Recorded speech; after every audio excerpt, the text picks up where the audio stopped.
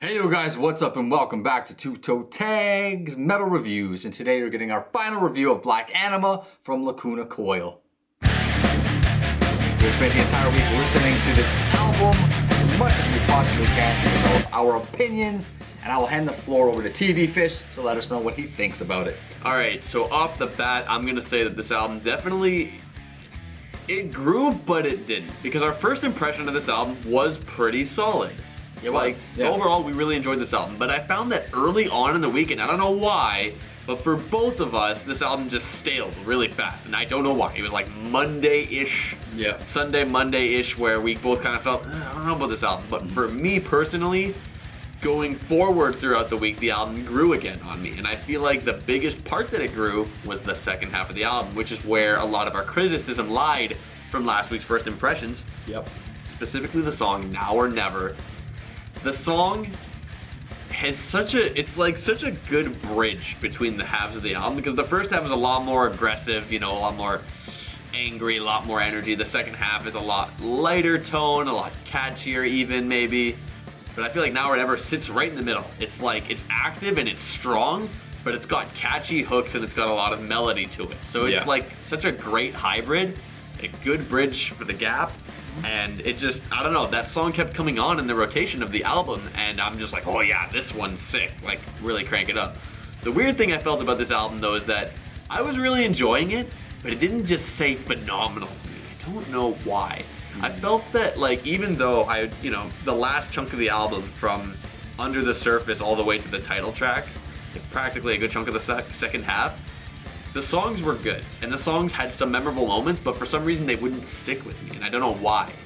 It kind of felt like I would have to put the song on and then be reminded, oh, it's the one where this happens. And then it would come back and be like, yeah, that's a pretty good song. But none of that, like, that chunk had memorable moments like the first half, like, the hook of Reckless, or, the main riff of Layers of Time, or Now or Never. The hook of that one as well, and even just the riffs of that one.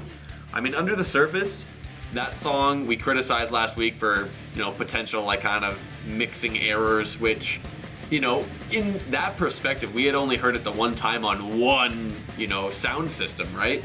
But after listening to it through different mediums, I can come to the conclusion that the sound guy messed up, and the bass is gone. Not completely gone, but it's severely lacking, especially in comparison to every other song in the album. Like that one, and it sucks because it's a cool song. Like, if it was mixed properly, it would actually be a pretty cool song. So it feels bad that they just kind of dropped the ball with it. Yeah, I'm gonna second that again. I'm gonna confirm that as well. Like, I listened to this album on multiple different sound systems and speakers and headphones and in the car and everything I could possibly do. Like, try it on multiple different speakers. I think I said that already. But that one song, Under the Surface, has basically no low end. It's got no bottom end. It's a very, very tinny song, and it's almost to the point where it actually hurt my ears listening to it, because I listen to my music pretty loud, louder than I should listen to it. And when that song came on, it was literally like I had to turn it down a few notches because it was ear aching. I'm not trying to make a joke even. I'm not, you're laughing, but that's actually a serious thing, that that one track is mixed so poorly, and if they did that on purpose, that's even worse.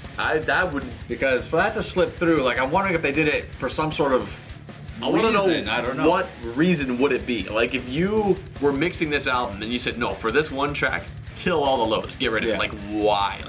There is bass. We keep saying there's nothing there. Like, there is bass. It's just very minimal. It's very minimal, and the highs just drown it out completely. But that's only one song. The rest of the album sounds fine as far as its mix goes, so I don't want to kill the whole album for that one reason. For me personally, the album did not grow on me. I feel like my first impression was the strongest impression that I had of the album. After that, my opinion went pretty much down slope from then on. From our point of, because we discussed between each other at the beginning of the week, I think it's dipping for me. Yeah, me too. Do you feel at any point it got lower from there, or did it just stay at that point? I feel like it was a constant dipping up for me, like just a subtle slope. It wasn't like dropping drastically, and like I didn't hate it by the end of the week or anything like that. But I'll tell you this: today I did not listen to it at all. I was done with it. I was not even interested in putting it on. I'd listened to it dozens of times already. I pretty much already knew what my opinion was. I didn't need to hear it today. I had no desire to listen to it today. There was stuff I liked about it though. Tracks 2, 3, and 4, Sword of Anger, Reckless, and Layers of Time. Those 3 songs are freaking awesome. They have great riffs, great rhythm. The vocals are amazing. Christina's vocals are awesome on those songs, specifically during the choruses. Like you mentioned, they got the nice hooks. I love those 3 songs. They were awesome. I will probably be adding them to my playlist. You mentioned Now or Never. Now or Never is the only song in the second half of the album that I did like. That's the highest rated song on the second half of the album. Great song. The rest of the second half of the album, minus the last track, which is the title track, I actually started, that's the only thing of this album that probably started growing for me throughout the week. I don't know what it is. There's something about the aura of that song, just the mood or the atmosphere or the drive of that song that I thought was very interesting. It's different than the rest of the songs. It's got more of a kind of an eerie kind of vibe to it that I found. But that song started growing on me a bit. I started like picking out little things like the vocals and the way they're presented and just this eerie type of vibe it has that I thought was pretty cool. Rest of it just blended into each other. Nothing memorable. Just boring. I just was not feeling it. Yeah, I mean, one thing to mention about the title track is I know I said this when we were doing our first impressions, but for some reason I got a Britney Spears Toxic vibe from that song, which if you listen to Toxic and then listen to Black Anima, like you can kind of see where I'm kind of poking at from it. I can agree with that too. It does have a bit of a vibe there that I can make that correlation for sure. Like it's there. I'm not like pulling this out of thin air. Yeah. But I still like, it's an interesting song. Like it is different than a lot of the other songs. And I feel like it kind of takes, from the energy of the first track, the intro track, as a good outro track. Like I think it shares the energy, which creates a bookend, which we always like. Yeah, as far as the intro track goes, that's another track that kind of really went downhill for me because at the beginning of the week, I thought, this is a great track. It's setting the tone, it's doing what it's supposed to do. All the things that I really look for in an intro track, I feel like this track ticked all the right boxes. But the more I listened to it, the more I was just getting annoyed with it. Specifically the vocals, and I'm talking about the vocals like they're always a positive thing, but in this track specifically, there's this, I guess, kind of like a chanting type of, or mumbling type of part that happens in it. And after listening to it so many times, I was just like, this is just stupid. It just doesn't sound good. Like, what is this? I don't know what this is. Get out of here. And I would just skip it at that point, right? And I started skipping that track. And getting ready to Sword of Anger, which is one of my favorite tracks. And then Reckless, which is even better. And then Layers of Time, which is not as good as Reckless. I think Reckless is probably the best song for me on the entire album. But those 3 songs together, that chunk is just, that's what I wanted. I wanted that for all 11 tracks. But they couldn't provide it to me. Yeah, well, Anima Nera, that song, like when we did our first impressions of it, we both listened to it, and you're like, oh, does it set the tone? I think it does. I was always a little bit wavering on it. I'm like, I don't know. It doesn't feel like it pays off that hard. Like, it doesn't really build up to the rest of the album. And the more I listen to it throughout the week, the more I'm like, you know what, this song really does not prepare you for the album well enough. Yeah, that's kind of like if you consider like entirely, like take everything from Sword of Anger to the title track. Does Anima Nera really hype you up for something like that? I don't think so. Yeah. It only just has a direct correlation, like kind of vibe with the last track, which is cool, but it doesn't really give you anything for the rest of the album. So it just kind of falls flat in terms of intro track goes. Like with an intro track, it has to really just flow with everything perfectly. To make a really good intro track, it's got to build the atmosphere in a perfect sense, and I didn't feel like that happened here. I agree. Let's rate it. All right, so this album is good. Straight up, I think it's a really good album. Like, there's a lot of good from it.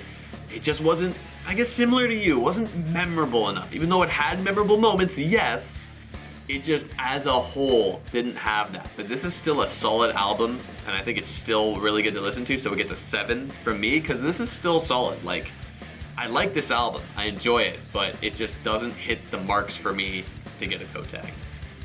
Respectable score. Yeah, you know what?